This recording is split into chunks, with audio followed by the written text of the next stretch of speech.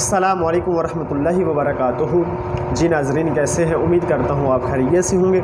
आज की इस वीडियो के अंदर मैं आपके साथ आंवला के फ़वाइद और उसके अफ़ाल व असरात, ठीक है, उसको किस तरह इस्तेमाल किया जाता है, ये सारी की सारी बातें मैं आपके साथ शेयर करूँगा। आंवला को मुरब्बा आंवला के तौर पे भी इस्तेमाल किया जाता है, इसका अचार बना के, ठीक है, अचार डालकर भी इसको इस्तेमाल किया जाता है, और इसको खुश्क करके इसका सफ़ूफ़ बना के भी इसको इस्तेमाल किया जाता है। विटामिन सी का ये बहुत बड़ा ख़जाना है, इसके अंदर बहुत ही ज़्यादा वाफर मिक़दार के अंदर विटामिन जो सी है वो अल्लाह ताला ने डाला हुआ है, और इसके जो मज़ीद अफ़ाल व असरात हैं और इसको इस्तेमाल करने का तरीका है वो मैं आपके साथ शेयर करता हूँ। आंवला जो है इसकी दो इक़साम होती हैं, एक होता है पहाड़ी और एक होता है जंगली।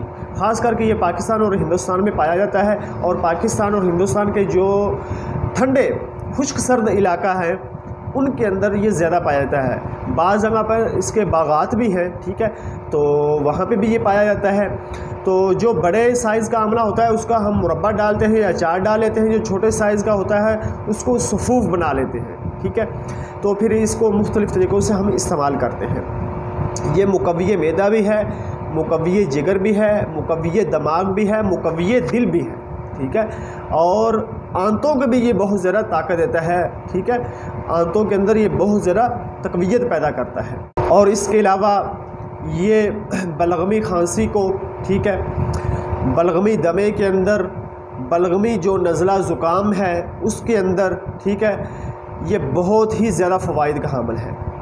वो बलगमी खांसी, वो बलगमी दमा, वो बलगमी नज़ला ज़ुकाम जिसके अंदर यानी नाक से सफ़ेद रंग की रतूबत गिरती हो, हलक से या मुंह से सफ़ेद रंग की बलगम आती हो, ठीक है, उस बलगम के अंदर ये बहुत ही ज़्यादा फ़ायदेमंद है। तो इसको इस्तेमाल करने का तरीका ये है कि इसके 2 दाने, 3 दाने, 4 दाने, 1 दाना वज़न, उम्र और कद के लिहाज से इसको इस्तेमाल किया जा सकता है। सुबह खाली पेट पानी से धो के इसका शीरा मिठास उतार के आप खा लिया करें।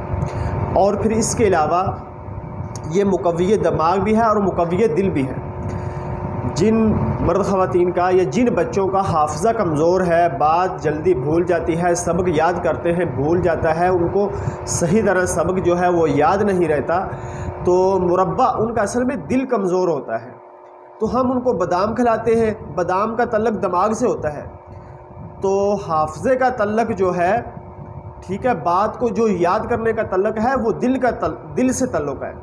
अल्लाह ताला ने लोहे महफूज वाली जो तख्ती थी वो इंसान के दिल पे उतारी थी, दिमाग पे नहीं उतारी थी। तो जब दिल ताकतवर होगा, दिल में तक़वियत होगी, और उस बच्चे का हाफ़ज़ा भी जो है वो टाइट होगा, उसका बच्चे का हाफ़ज़ा कमज़ोर नहीं होगा, ठीक है, कभी भी उसको बात जल्दी भूलेगी नहीं, और उसका हाफ़ज़ा बहुत ज़्यादा काम करता होगा जिसका दिल ताकत में होगा।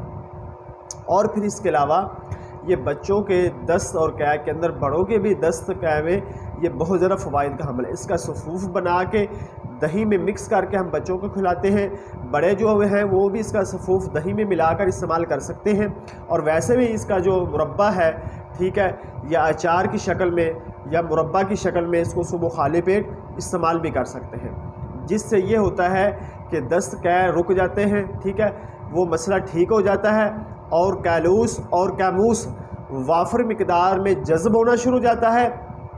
और उससे फ़ायदा क्या होता है? उससे फ़ायदा ये होता है कि चेहरे पे रौनक आना शुरू हो जाती है, चेहरा सुर्ख़ तरोताज़ा हो जाता है, जिस्म में एक नई जान, ताकत जैसी जो है वो लहर पैदा हो जाती है।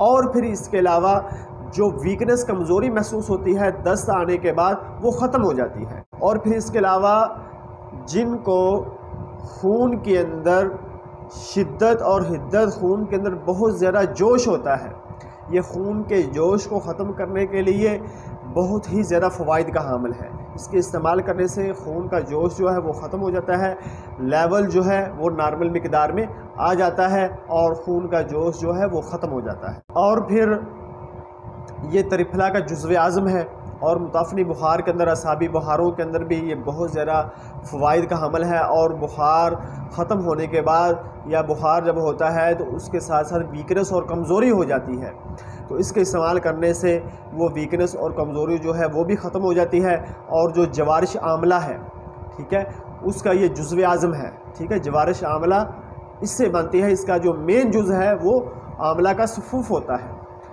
تو یہ اس کے فوائد تھے، افعال و اثرات تھے جو میں نے آپ کے ساتھ ایک ترتیب کے ساتھ، ٹھیک ہے، اور ایک تفصیل کے ساتھ آپ کے ساتھ شیئر کیے ہیں۔ امید ہے آپ کو میری باتیں سمجھ میں آئی ہوں گی، اچھی لگی ہوں گی۔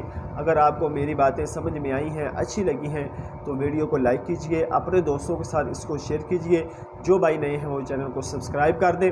اب انشاءاللہ ملتے ہیں نیکسٹ ویڈیو میں، تب تک کے لیے اللہ حافظ، والسلام علیکم ورحمۃ اللہ وبرکاتہ۔